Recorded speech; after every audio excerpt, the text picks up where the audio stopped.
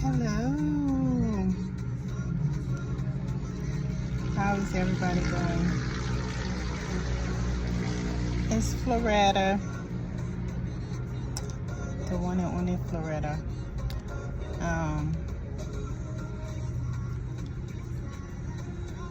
I'm excited today. I'm glad to come back on this to make a video, and I'm just grateful to be awake this morning and see another day, knowing that everything's gonna be good. God is good. He's awesome. He's great. Yes. Hope everybody's day is going great, going good. If it's not, take a deep breath. Breathe in, breathe out. Hold. And exhale. Keep doing that. You're going to feel better. Okay? Life is always testing, but it's left for you. What you do with it, how you act to life, how you respond to life. As for me, I came a long way in life. People don't know.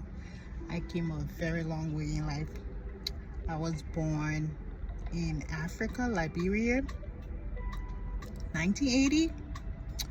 Okay, so when I was born, the civil war in that country started, and I lived my whole life in that country with going through all those wars. So from baby up to 26 years old. Okay, I'm saying this to just encourage people that no matter what you go through, you can come out of it. Everybody has the resilience in them. You can come out of it. So I went through the walls. I went to school. Like we have wars like every 3 or 6 months there was a break of a wall, and we had to run and move. It's like migrating, and then when the war ceased down, you end up going back to school and pick up from there. So I didn't graduate from school. I didn't graduate from high school till I was 22 years old. I graduated when I was 22 years old. Imagine a 22 years old woman in a classroom with 17, 16 years old girls, you know. It used to be embarrassing, but we all knew it was because of the war and all of that. Because my parents or my mom didn't have the money for us to travel out of the country like how other people did. So we had to just stay in our wall and just adapt. So that's what happened. So I graduated high school at the age of 22. At the age of 26, I came to America. When I graduated high school, I started my nursing degree in my country. I was in college for like a year, and then I transferred. I came to America. So when I came to the United States, my credit was not taken. It was not accepted because they said they didn't know the school. They didn't know the school. They were not in contact. Like, they just didn't know, so they didn't accept my credit. So I had to start college all over. And because of the third world and the third world country, and the this difference in between standards of testing and school curriculum, I was a little back. So then when I came to America, they didn't take my nursing credit. I had to start all over, and I had to go back to college doing the remaining courses in college, because you're going to be tested before you start, and where you tested is where you're going to be placed. So I was tested, and I started with English remedial, and then I started with math remedial program. So I did those two courses. After that, I started doing all the prerequisites that required you for the nursing program. I did it for probably a year or two, and then I got on the wait list, and I was still determined to go because I wanted my nursing degree. So then I got accepted. I got accepted in nursing school. Yeah, so when I got accepted in nursing school, my daughter was 5 years old, my son was 1, so they were so young. Imagine you going to a nursing school. You have young kids, like no help from your so-called marriage partner, no help. So it's like